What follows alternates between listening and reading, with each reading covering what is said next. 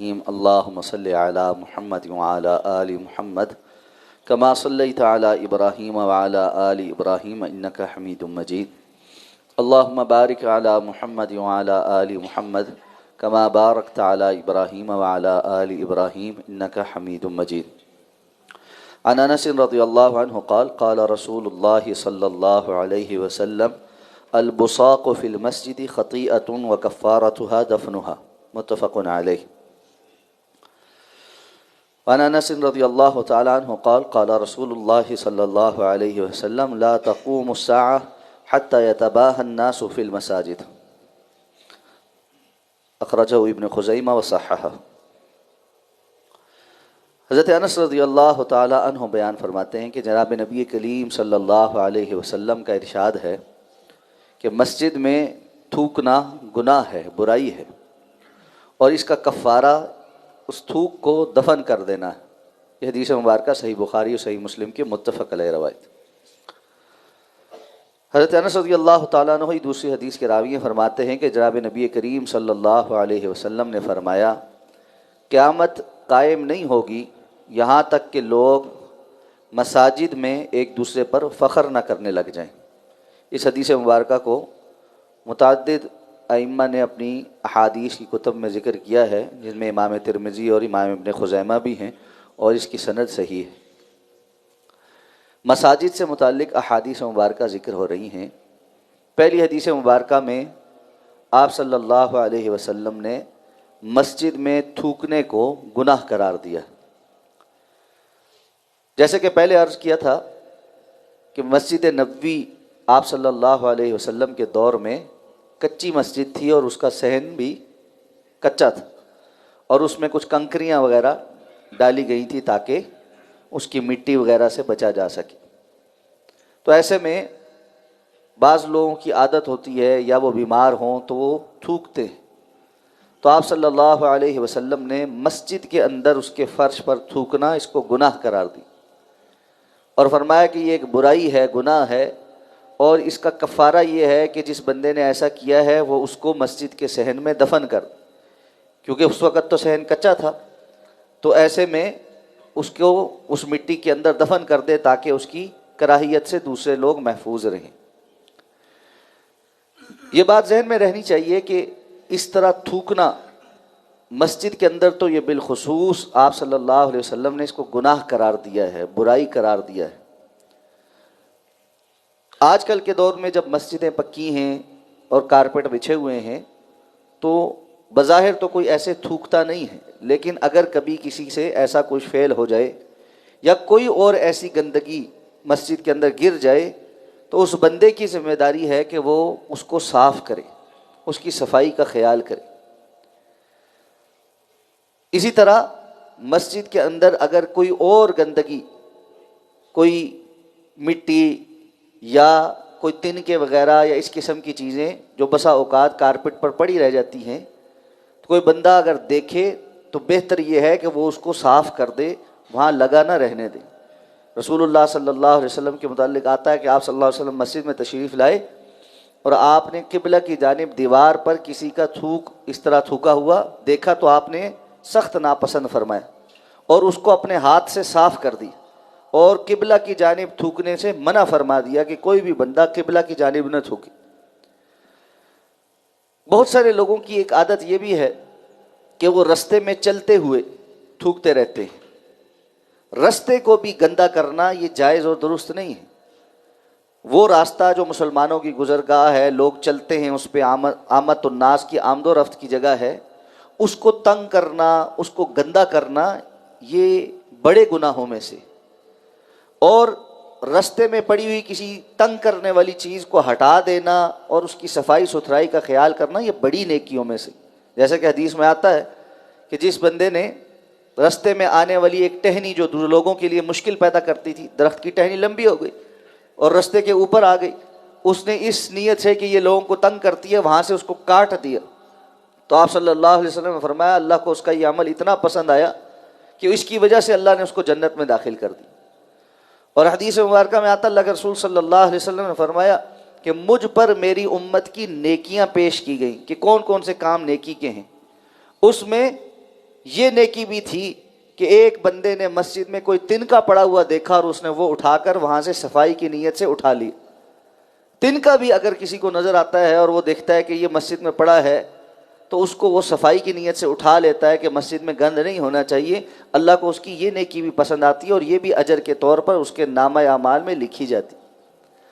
تو جہاں یہ نیکیاں ہیں وہیں گندگی پھیلانا گناہ بھی ہے، اس لیے عموماً صفائی ستھرائی کا خیال کرنا چاہیے. اسی طرح اب مساجد سے ملحقہ وضو خانے ہیں اور قضاء حاجت کے لیے واش رومز بنے ہوئے ہیں. یہ لوگوں کی آسانی کے لیے ہیں. اب جب بندہ وضو کے لیے یا قضاء حاجت کے لیے واش رومز کا رخ کرے تو اس کو وہاں پر بھی دوسروں کا خیال کرنا چاہیے. جیسے وہ چاہتا ہے کہ جب وہ واش روم استعمال کرے تو اس کو کسی قسم کی گندگی کا احساس نہ ہو اور تعفن کا احساس نہ ہو. بسا اوقات بندہ واش روم میں پبلک ٹوائلٹ میں اندر جاتے ساتھ باہر نکل آتا ہے کہ شاید اس سے پہلے جس نے اس کو استعمال کیا ہے انسانیت اور تہذیب اس کے قریب سے گزر کے نہیں گئی. پتہ نہیں لوگ کس ماحول میں بڑے ہوتے ہیں اور ان کو احساس نہیں ہوتا کہ یہ چیزیں تکلیف پہنچاتی ہیں. کسی بڑے نے نہیں بتایا گھروں میں کیا صورتحال ہے، واللہ عالم. بسا اوقات انسان کو حیرانگی ہوتی ہے کہ یہ کیا صورتحال. ایک عام بندہ بھی یہ بات سمجھتا ہے کہ غلاظت دیکھ کر تکلیف پہنچتی ہے، اس کو وہیں پر چھوڑ دینا گندگی کا سبب بنانا، اور اسی طرح وضو والی جگہ پر مسواکیں چھوڑ دینا اور ارد گرد فضول میں پانی اتنا گرا دینا جو دوسروں کے لیے تکلیف کا سبب بنے. اسی طرح جو صابن ہاتھ دھونے کے لیے ہیں ان کو ادھر ادھر رکھنا یا نیچے گرا دینا، بعد میں آنے والا کیسے استعمال کرے گا. اگر وہ آپ کے ہاتھ سے سلپ کر نیچے گر گیا ہے اس کو واپس اٹھا کر نہیں رکھنا. واپس اٹھا کے رکھنے میں کوئی مسئلہ تو نہیں ہے. تو یہ چھوٹی چھوٹی چیزیں ہیں جن کا خیال کر کے بظاہر انسان ان کو چھوٹا سمجھتا ہے، لیکن اللہ کے ہاں یہ بڑی ہیں. دوسروں کے لیے آسانی پیدا کرنا اور دوسروں کے لیے تکلیف پیدا کرنا، یہ بظاہر بسا اوقات چھوٹی باتوں سے ہوتا ہے، لیکن ہم اس کو اس کے اجر و ثواب یا گناہ کے اندر اگر تولیں تو وہ بہت بڑی بات ہوتی. اس لیے اس جانب توجہ کریں. مساجد کے اندر بالخصوص، پبلک جگہوں پر بالخصوص، جہاں کہیں پر بھی آپ گئے ہیں، جو کوئی کوڑا کرکٹ ہے، جو اگر کوئی ضرورت ایسی محسوس ہو گئی ہے، اپنے ساتھ آیا ہوا کوڑا کرکٹ واپس جانا چاہیے. اس ویکنڈ ایک بچوں کے ساتھ ایک پارک میں جانا ہوا، واللہ وہاں جا کر محسوس نہیں ہوتا تھا کہ کوئی انسان آباد ہے یہاں پہ، اور جو لوگ وہاں آئے تھے پتہ نہیں ان کی تربیت کہاں سے ہوئی تھی، اور یقینی طور پر وہاں آنے والے کوئی ان پڑھ نہیں تھے، اس لیے کہ وہ پارک بالکل یعنی ڈپلومیٹک انکلیو کے قریب ہے اور وہاں اچھے پڑھے لکھے لوگ ہی بظاہر آتے ہیں. لیکن ہمارا معاملہ یہ ہے کہ ہماری تعلیم اور تربیت جتنی بھی ہے وہ ہماری کمر پر رکھی ہوئی کتابوں کے بوجھ کے علاوہ اس نے ہمارے اندر کوئی تبدیلی نہیں لائی. کھانا کھایا ہے سیور کے ڈبے وہی ہیں، ہم نے سگریٹ پیا ہے اس کے ٹوٹے وہی ہیں، جبکہ وہ بھی حرام ہے. پینا تو چلو ایک اور سوال ہے، لیکن اس کے جو ٹکڑے ہیں وہ وہیں پر ہیں. آگ جلائی ہے تو اس کی جو باقیات ہیں وہ وہیں دوسروں کے لیے چھوڑ کر گئے ہیں. کرسی کے اوپر کہیں بیٹھنے لگ جائیں تو 10 دفعہ دیکھنا پڑتا ہے کسی نے چوئنگم کھا کر اس کے اوپر تو نہیں چپکائی. یہ حرکتیں ہماری ہیں. اور تھوکنے والا حساب تو ایسا ہے کہ جس کا کوئی، یہ ہمارا قومی حق ہے کہ ہم نے ہر جگہ چلتے پھرتے تھوکتے ہی رہنا ہے. اگر آپ نہیں تھوکیں گے تو کیا ہو جائے گا؟ اور اگر یہ بیماری ہے یا تھوکنا ضروری ہے تو کیا گھر سے جیب میں ٹیشو پیپر لے کر نہیں نکل سکتے؟ کیا بازار سے 20 روپے کا ٹیشو پیپر کا پیکٹ نہیں مل جاتا جو ہم جیب میں رکھیں اور اس کے اندر تھوکیں اور جہاں کہیں ڈسٹ بن نظر آئے اس کے اندر ڈال دیں؟ لیکن ہم کس کو کیا کیا سمجھائیں اور کیا کیا روئیں. 20 دفعہ میں یہاں مسجد میں آپ کو گزارش کر چکا ہوں، مسجد آتے ہوئے اپنے جوتے دروازے پر نہ اتارا کریں. کیوں کہ آنے والے کے لیے مسئلہ بنتا ہے. وہ 4 جوتوں کے اوپر پاؤں رکھ کر پھر وہاں سے اندر جاتا ہے.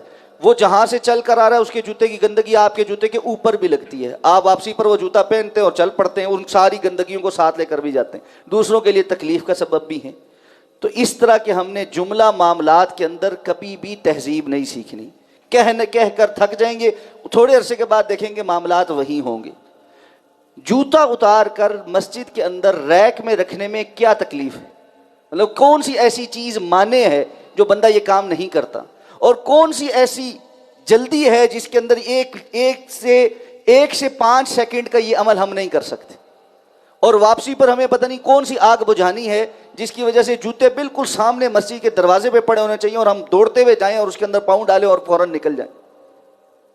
احتیاط کیجیے. یہ چھوٹی چھوٹی باتیں ہمیں سیکھنی ہیں تاکہ ہم ایک تہذیب یافتہ مسلمان قوم نظر آئیں. مسئلہ یہ ہے کہ یہ تعلیمات اسلام نے دی تھی اور ہم ان کو بالکل بھلا چکے.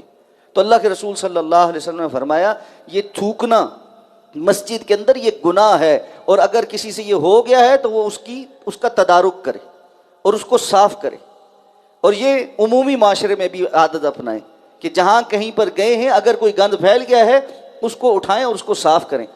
ایک مرتبہ اگر آپ اپنے بچے کی یہ تربیت کر دیں کہ اس نے کہیں پر کوڑا پھینکا ہے، آپ گاڑی روک کر اس کو واپس بھیجیں کہ وہ گاڑی کے اندر سے پھینکا جانے والا شاپر واپس اٹھا کر لائے، وہ ساری زندگی نہیں پھینکے گا.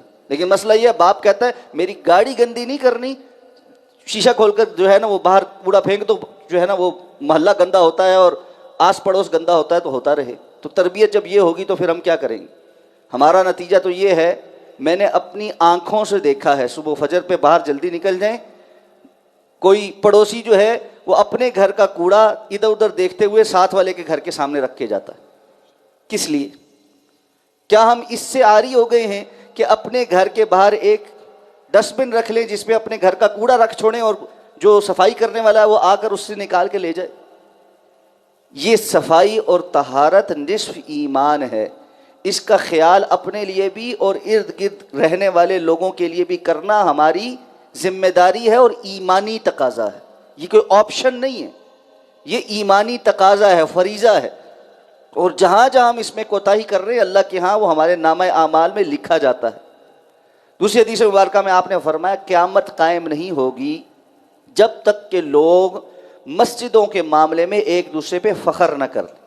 اس کا معنی یہ ہے کہ مسجدیں بنانے میں بہت زیادہ تکلف سے کام لیا جائے. ہر کسی کی کوشش ہوگی میں دوسرے سے زیادہ خوبصورت مسجد بناؤں، زیادہ بڑی مسجد بناؤں. مسجدیں بڑی بڑی ہوں گی، دوسری روایت کے الفاظ یہ ہیں مسجدیں بڑی بڑی ہوں گی نمازیوں سے خالی ہوں گی. صرف اس لیے بنائی جا رہی ہوں گی کہ میں نے بھی مسجد بنائی اور میری سوسائٹی میں بھی زیادہ بڑی مسجد ہے. آج کل جو سوسائٹیاں بنانے والے ہیں ان کے درمیان بھی یہ دوڑ لگی ہوئی کہ سوسائٹی کو کامیاب کرنے کے لیے سب سے پہلے بڑی مسجد بناؤ اور اس کو ایڈورٹائز کرو اور لوگ وہ مسجد دیکھنے آئیں، اور وہ مسجد نماز پڑھنے کے بجائے سیر اور سیاحت کا ایک نمونہ ہو. آپ فیصل مسجد سے لے کر بادشاہی مسجد اور بحریہ ٹاؤن کی مسجدیں اور ادھر ادھر جو بڑی مسجدیں اس طرح بنی ہیں ان سب کی کیفیت دیکھ لیجئے. مرد اور زن وہاں تصویریں کھنچوانے تو جاتے ہیں، نماز پڑھنے جانے والوں کی تعداد بہت کم. اور یہ کیفیت جب ہوگی تو اللہ کے رسول نے فرمایا قرب قیامت ہوگی. یعنی قیامت کے قریب لوگ چونکہ زیادہ بدعمالی کا شکار ہوں گے تو ان کی بدعمالیوں میں سے ایک یہ بھی ہوگی کہ مسجدیں نماز پڑھنے کے کام سے زیادہ دوسرے کاموں کے لیے استعمال ہوں گی. اور آج یہ بھی ایک بہت لمحہ فکریہ ہے کہ ہمارے ہاں مساجد کا جو بنیادی کام ہے، اور وہ بنیادی کام کیا ہے؟ بنیادی کام ہے کتاب و سنت کے مطابق عبادت کے لیے لوگوں کے لیے سہولت پیدا کرنا، تعلیم و تعلم کے ان کا بندوبست کرنا اور دین کی دعوت کا مرکز ہونا. ان سب کے اوپر تو فوکس کم ہو گیا ہے. رفائی کام اور اس کے ارد گرد غیر متعلقہ کام جو ہے وہ زور اور شور سے ہو رہے ہیں اور مسجدیں اس پر مشہور ہو رہی. بڑی ویڈیوز بن رہی ہیں، بڑا کچھ جو ہے وہ شیئر ہو رہا ہے کہ جی فلاں مسجد میں یہ بھی ہو رہا ہے، یہ بھی ہو رہا ہے، یہ بھی ہو رہا ہے. لیکن دعوتی کام کتنا ہو رہا ہے وہ ذرا کم نظر آتا ہے. یہ بھی قیامت کے قرب میں سے ایک نشانی ہے کہ ہم ایک دوسرے سے دوڑ میں آگے نکلنے کے لیے جو چیز مقبول ہو، لوگ اس پر واہ واہ کرتے ہوں یا اس پہ ڈونیشن زیادہ دیتے ہوں، اس جانب تو زیادہ توجہ ہو جائے، لیکن دعوت دین کا اور کتاب و سنت کی تعلیم و تعلم کا اور عبادت کا جو فوکس ہے وہ کم ہو جائے. نمازی وہاں کم ہو، فنکشنز وہاں زیادہ ہوں. تو یہ معاملات قابل توجہ ہیں کہ انسان دین کا کام ویسے کرے جیسے اللہ کے رسول صلی اللہ علیہ وسلم نے بتایا اور سکھلایا. اللہ ہمیں سمجھ کر عمل کرنے کی توفیق عطا فرما. سبحانک اللہم و بحمدک، نشہد ان لا الہ الا انت، نستغفرک ونتوب الیک.